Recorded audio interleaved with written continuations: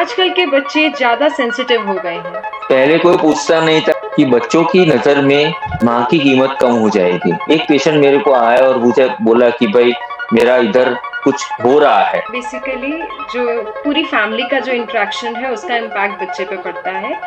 अब हम एक फन और इम्पोर्टेंट सेगमेंट लेकर आए हैं, मिथ्स फैक्ट राउंड।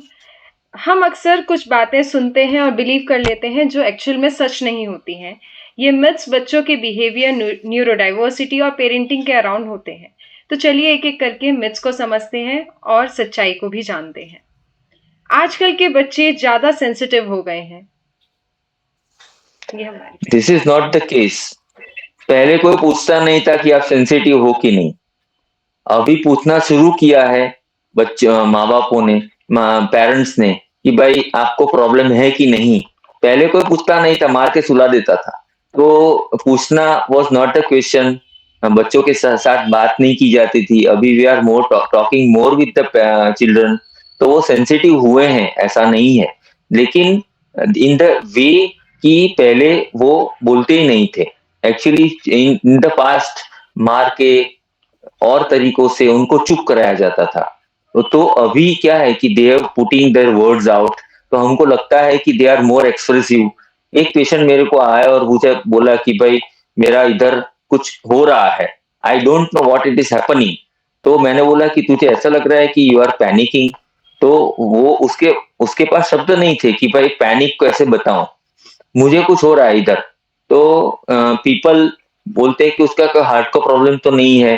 तो लेकिन सी व्हाट आई फील कि जो ट्रेडिशनल पेरेंटिंग होती है ना, जिसमें शांत रखना है, बोलना नहीं है, वो अभी कम हो गया है। एंड पीपल अभी जेंजी की बात करूं तो they express anything in front of anybody. Okay, so I don't want to criticize Gen Zs, but they have a good way of dealing with the problems also. वो बहुत अच्छी तरह कोई प्रॉब्लम सॉल्व कर सकते हैं। दे हैव वेरी हाइपर, उनके आईक्यूज अच्छे हैं, उनके वे of dealing with the problems अच्छे हैं। तो उनको बोलने देना चाहिए, नहीं कि उनको शांत रखना चाहिए। So in that way they are become sensitive. अगर हम इंडियन कॉन्टेक्स्ट की बात करें तो अगर कोई भी प्रॉब्लम होती है तो उसमें हम मदर को विटनेस मान लेते हैं कि मदर की वजह से ही ये चीजें हैं। तो कई बार हम कहते हैं कि माँ थोड़ी स्ट्रिक्ट होती तो ऐसा नहीं होता। तो क्या सारी रिस्पॉन्सिबिलिटी मदर की होती है या किस तरीके से इस चीज को देखा जाए, क्योंकि ये बहुत कॉमनली हमें इंडियन कॉन्टेक्स्ट में, इंडियन फैमिलीज में देखने को मिलता सी है। सी मुझे लगता है कि mother is a house maker. तो मदर की रिस्पॉन्सिबिलिटी आती है, लेकिन नाउ व्हाट आई फील कि it is the responsibility of the whole family to tackle the the child.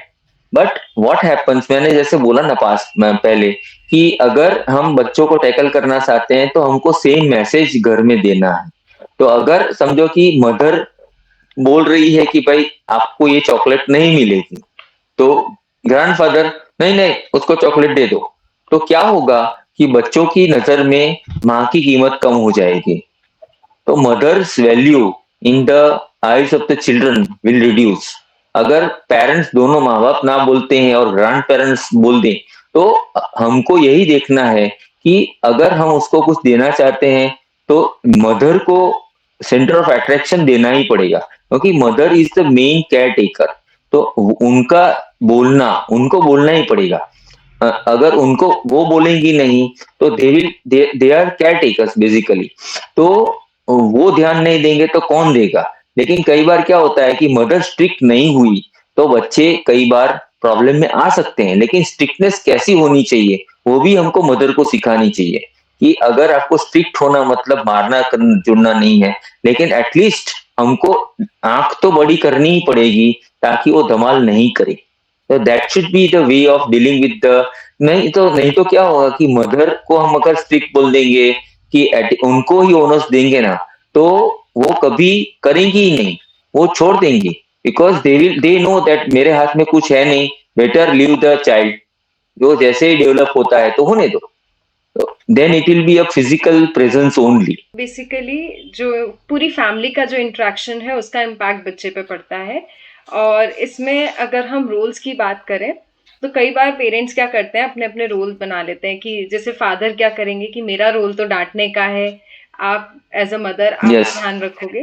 तो इस तरीके के रोल्स में भी मुझे लगता है कि प्रॉब्लम है क्योंकि वहां पर आप क्या है कि एक पर्सन जो है उसका हमेशा अगर प्यार वाला बिहेवियर ही रहेगा, तो बच्चे वहां पर काम तो रहेंगे, लेकिन उसके बाद उनके अलग बिहेवियर हमें देखने को मिलेंगे। बच्चा झूठ बोल सकता है या कुछ भी कर सकता है। तो यहाँ पर हमें हर स्टेप पर बच्चे को समझना चाहिए और उसके अकॉर्डिंग ही एक्ट करना चाहिए। यस। तो अगर पूरी फैमिली में भी अगर हम देखें तो सबको अगर आपस में एक अंडरस्टैंडिंग होनी चाहिए, और साथ में अगर बच्चे का कोई बिहेवियर आपके सामने है और अगर वो पॉजिटिव है तो अप्रिशिएट, और नेगेटिव है तो या तो आप उसी टाइम उसे रोक सकते हैं, या फिर आप क्या कर सकते हैं कि डिस्कस करके कि हाँ ये बिहेवियर देखा है और इस पर हमें काम करने की जरूरत है, तो साथ में मिलकर काम भी किया जा सकता है। Very good, very good. Next हमारा मिथ है ऑटिज्म एडीएचडी आजकल का तो फैशन है। आजकल क्योंकि बहुत टर्म ये सुनने को मिलती है, और सभी देखें तो मतलब अगर आप इंस्टाग्राम पे भी देखेंगे या सोशल मीडिया पर भी देखेंगे, तो मोस्ट ऑफ द पीपल कह रहे हैं कि हमें तो हाइपर एक्टिविटी है, हमें तो एडीएचडी है। तो ये बहुत कॉमनली देखने को मिल रहा है टर्म। सी इनिशियली मैंने बोला ना कि तारे जमीन पर आई, पहले कोई जानता ही नहीं था कि रोग है। सिर्फ दे विल यूज्ड के अफोर्ड से डोबो से ये बुद्धिमान बुद्धि नहीं है उसमें, पागल है, ऐसे करके छोड़ देते थे। तो what is the why these things have fashion, मतलब it is not a fashion in any way. मुझे लगता है कि it is a way of dealing with the problems, कि बच्चे ये रोग जो है एक्चुअली दे आर डिसऑर्डर्स। तो दे आर नॉट 100% वो बच्चा कुछ जानबूझ के कुछ नहीं कर रहा है। तो हमको यही ध्यान रखना है कि वो कोई फैशन नहीं है, वो एक रोग है जो हमको टैकल करना पड़ेगा। तो पहले नजरअंदाज होता था, घर में होता ही था। देखो आप बोलो मैं बोलूं ना कि मुझे भी एडीएचडी था, लेकिन वो जानते नहीं थे कि दिस इज एडीएचडी। नहीं तो मुझे मार के पढ़ाया, तो मैं पढ़ा भी सही, लेकिन मैं जब आया तब मेरी बच्चों में आया तो मुझे लगा कि यार देखो एडीएचडी उसको भी है, तो मैंने उससे अच्छी तरह टैकल किया।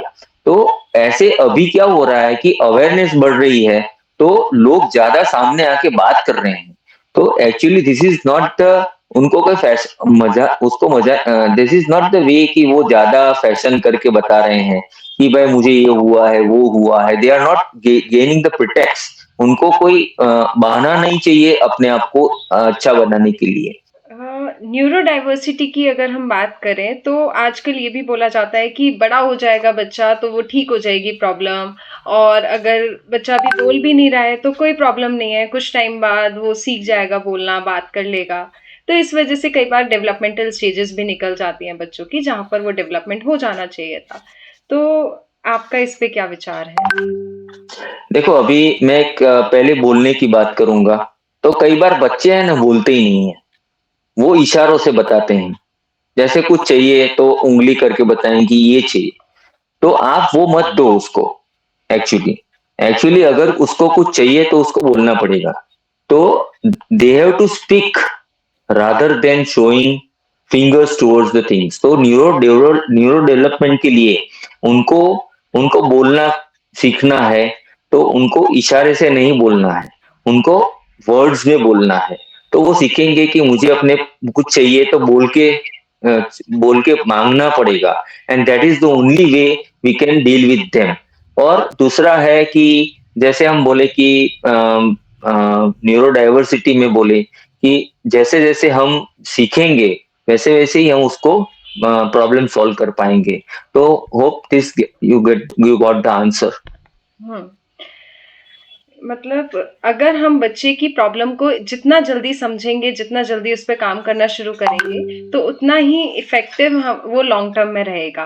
बेसिकली अगर हम यस उसे इग्नोर करते चले जाएंगे तो वो डेवलपमेंटल स्टेजेस भी चली जाएंगी, और आगे जाके वो बिहेवियर यस। वर्क करना और मुश्किल हो जाता है।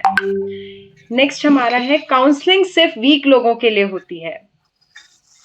Okay so see basically counselling एक वर्ड है ना, वो रॉन्गली इस्तेमाल किया जाता है। हाँ, काउंसलिंग इज फॉर लेमैन, मैं ऐसा मानता हूं। अभी नई नई टर्म्स पेरेंट्स को सीखनी पड़ेगी। काउंसलिंग मतलब it is only a patient listening and a patient listening. Okay, मैं ऐसे बोलता हूं कि पेशेंट को सुनना है और पेशेंटली सुनना है। तो काउंसलिंग स्किल्स नो डाउट मुझे they are very good things, है ना। तो एक्चुअली काउंसलिंग में बहुत सारी चीजें आती है, जैसे साइकोथेरेपीज आती है, बिहेवियरल थेरेपीज आती है। तो फैशन नहीं है, कोई आज का फैशन नहीं हो गया है, लेकिन actually counselling is a way of dealing with the problems rather than avoiding them. तो हम there are many words also, वो बच्चों को सीखना, पेरेंट्स को सीखना पड़ेगा। जैसे साइकोथेरापीज है, उनको पता होते हैं आजकल, तो वो सीखेंगे तो ही वो अपने आप का प्रॉब्लम सॉल्व। काउंसलिंग बच्चों के वीक के लिए नहीं हो सकता। रोना भी वैसे बोलते हैं कि बच्चा रो रहा है तो he is a weak child, ऐसा नहीं है। काउंसलिंग तो एक बढ़िया वे है dealing with the problems. Thank you doctor Neerav, आपने जिस तरीके से हमें समझाया कि बिहेवियर को किस तरीके से काम किया जाए, बिहेवियर पर क्या क्या स्ट्रेटजीज होनी चाहिए, न्यूरो डाइवर्सिटी क्या है। तो आई होप पेरेंट्स के लिए बहुत इफेक्टिव सेशन रहेगा, और पेरेंट्स भी घर पर बच्चों के साथ किस तरीके से बिहेव करना है, कैसे बच्चे के लिए अंडरस्टैंडिंग डेवलप करनी है, तो वो भी समझेंगे। और इवन ये टीचर्स के लिए भी बहुत इफेक्टिव सेशन रहेगा, वो भी जानेंगे कि किस तरीके से क्लासरूम में हमें बच्चों को समझना है। मेरा नंबर प्रिवेंशन हेल्पलाइन नंबर है, तो यू कैन गिव। तो सुसाइड की बात नहीं करनी है, लेकिन साइकेट्रिक प्रॉब्लम्स के लिए it is a national helpline number. It is on leave love this foundation पे है, दीपिका पादुकोण के। तो I am getting phone number, this phone calls from many people. तो मैं ऐसा चाहता हूँ कि लोगों को मेरा नंबर मालूम पड़े कि they can call me any time. See that is the way. Appropriate time पे अगर वो कॉल करेंगे ना, तो I can help them. So 98791 55494 is my number in which they can call. अगर रात को करेंगे तो it will be a problem. कई बार मैं सो गया होता हूँ, तो अर्जेंट नहीं है तो फोन मत कीजिए। रात को अर्जेंट है तो you can call me any time. Okay, so this is the way. मैं एक मैसेज भी देना चाहता हूँ कि is a cry for help, तो हमको उसके ऊपर पूरा ध्यान देना चाहिए, नहीं कि उसके ऊपर उसको नजरअंदाज करो।